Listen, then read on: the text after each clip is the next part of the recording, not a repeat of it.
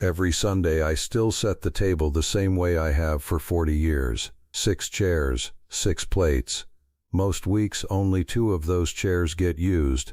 If you know exactly what that feels like, looking at an empty chair where a person used to sit, a person who is not dead, just gone in the way that families quietly go, then I want you to hear this. You are not foolish for missing it. You are not weak for setting the table anyway. And by the end of this, I want you to understand something that took me a long time to learn about empty chairs, about Sundays, and about what to do with a tradition that has outlived the people it was built for. Stay with me. For most of my life, Sunday meant the same thing. Around 1 o'clock, the house would start to fill. My wife would be in the kitchen since morning.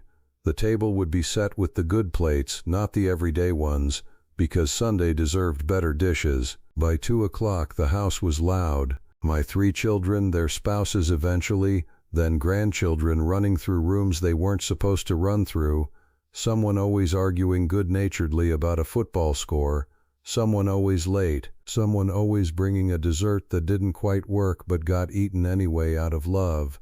That was Sunday for almost 35 years. I didn't know, while I was living inside it, that it was the kind of thing you only fully recognize after it's gone. You don't get a warning that says this is the last era of your life where the table will be full without you having to ask anyone to come. It just is. And then, gradually, it isn't. I want to walk you through how a full table becomes an empty one, because it doesn't happen the way you'd expect. There's no single Sunday where everyone stops coming. It happens one absence at a time, spread out over years, each one explainable on its own. My oldest moved 2 states away for a job that was genuinely a good opportunity. That's not a complaint. A man should take a good opportunity. My daughter's in-laws started hosting more of the holidays once her husband's mother retired and had more time. That's not a slight either. Families share.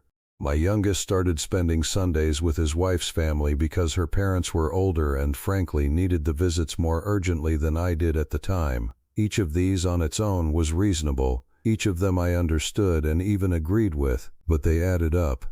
And what was once 6 chairs full became 4, then 3. Then, on most ordinary Sundays, just my wife and me. Then my wife passed. I'm not going to dwell on the details of her illness because that's not what this is about. What I want to talk about is the table. After she was gone, I sat down the first Sunday afterward and looked at that long table, the one we'd had since before our children could walk, and I understood something with a clarity that almost frightened me. I was now the only person who remembered why we had 6 chairs. My children remembered some of it, pieces, the chair where their mother always sat, the seat that was unofficially their grandfather's before he passed, the spot at the end that nobody really wanted because it was farthest from the kitchen, but the full architecture of that table, why every chair existed, what it represented, the entire history compressed into 6 pieces of wood, that lived almost entirely in me now. That is a strange kind of loneliness. Not the loneliness of being alone in a room, the loneliness of being the last keeper of a memory that mattered enormously to you and only partially to anyone else. I kept setting the table for a while after that. 6 plates, even though it was usually just me, sometimes one of my children if they visited. People who heard about this thought it was sad. A few gently suggested I might want to let go of the ritual. I understand why they said that. I don't think they were wrong to worry, but I want to explain what the table actually was for me, because I don't think letting go quite captures what needed to happen. The table wasn't a wound I was reopening every Sunday. It was a kind of conversation I was still having with the family that had been. With my wife in particular, who had set that table more Sundays than I could count and who would have wanted, I believed, for someone to keep doing it. Setting 6 plates for one person isn't necessarily grief stuck in place. Sometimes it's grief still finding its shape. My son came over one Sunday, this would have been about a year after his mother passed, and noticed the 6 plates. 5 of them clean, untouched, just sitting there. He didn't say anything critical, he's not that kind of man, but he asked carefully, "Dad, does it help, doing this every week?" Or does it make it harder?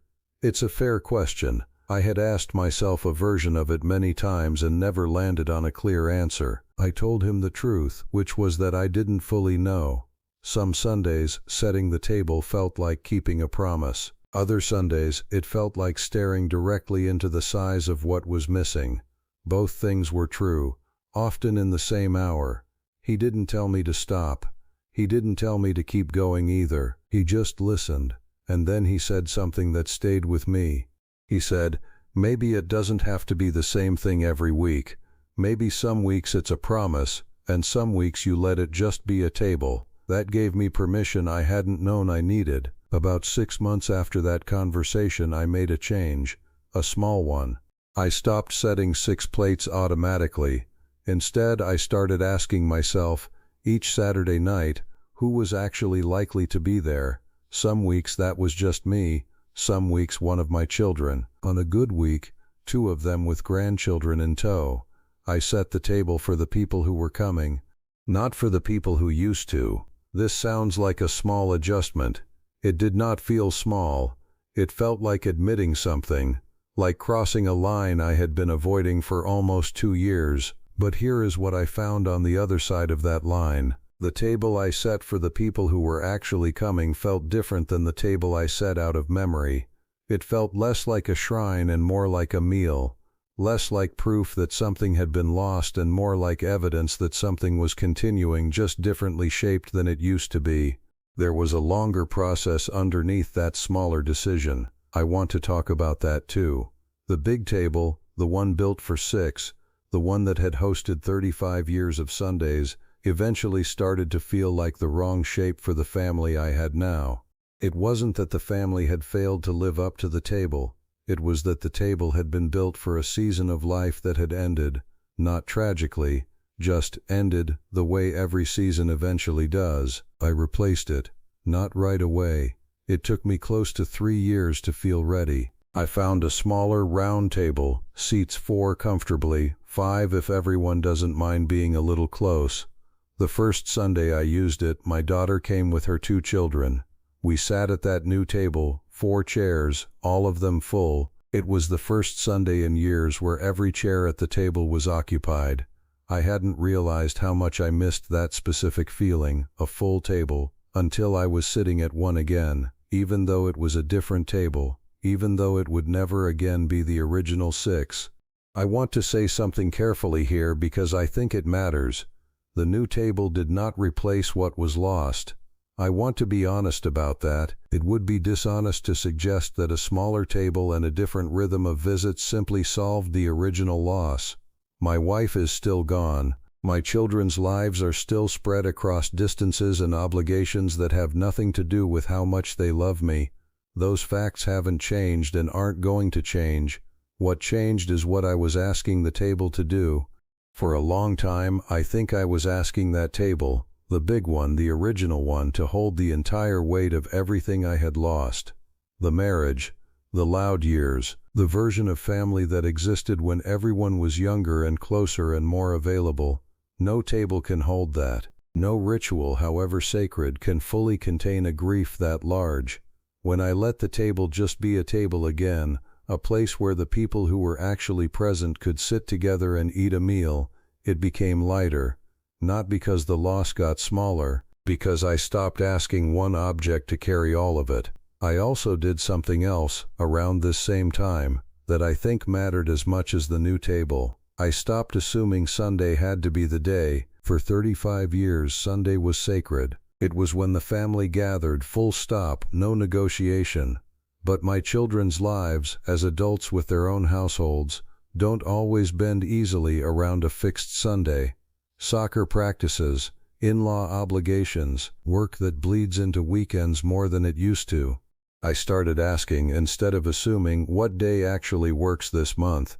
Sometimes that meant a Wednesday dinner instead of a Sunday one. Sometimes it meant a Saturday breakfast.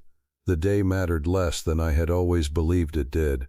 What I had really wanted underneath the specific ritual of Sunday was simply contact, connection, a regular point where the family touched each other's lives directly instead of through phone calls and photographs. Once I separated Sunday from togetherness, I found there were more paths to togetherness than I had let myself see. I still have Sundays alone sometimes. I want to be honest about that because I don't want to leave you with the impression that this story ends with every Sunday full. It doesn't. Some weeks no one comes. The new table sits with one place set, and I eat there by myself, the way I do most weekday meals. But those Sundays feel different to me now than they used to. They used to feel like proof. Evidence that I had been left behind, that the family I built had moved on without me, that the empty chairs were a verdict on my worth as a father. Now they feel like simply one kind of Sunday among several kinds, not a referendum, not a verdict, just a quiet day, the kind that every life contains a certain number of, regardless of how loved you are or how large your family is. I have learned to be at that table without needing it to mean something terrible about me. My daughter brought her youngest over a few weeks ago, unplanned, on a Tuesday evening. We sat at the round table, just the two of us and the boy, who is 7 and full of energy and unconcerned with the architecture of grief that the table used to carry. He drew a picture of our house while we talked, adding details he found important: the mailbox, a tree in the yard, a stick figure he labeled, in careful 7-year-old letters, Grandpa. He left it on the table when they went home. I have it on the refrigerator now. That table, the new one, the smaller one, the one that replaced something I thought was irreplaceable, has its own history now, its own small accumulating evidence of a family continuing to be a family, just in a different shape than it once was. That is not a lesser thing. It only feels that way if you insist on measuring it against what came before.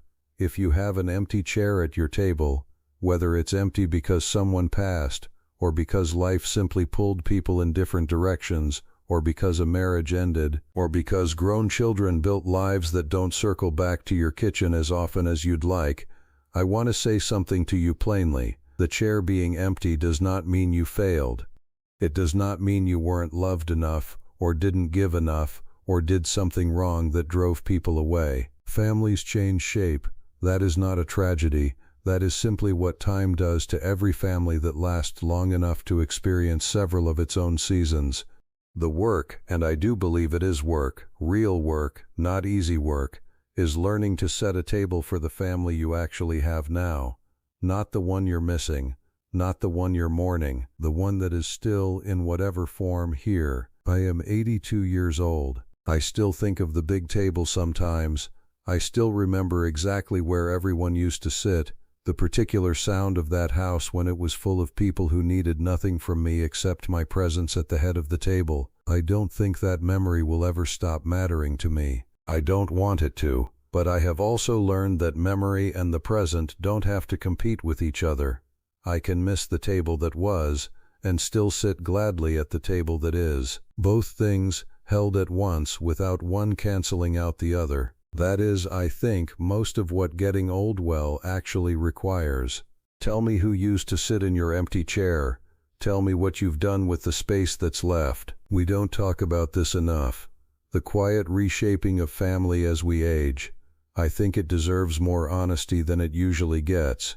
If this channel speaks to you, please subscribe. We're here every week, talking about what actually happens in these years, not the easy version, the real one. Thank you for sitting with me today. I don't take that lightly.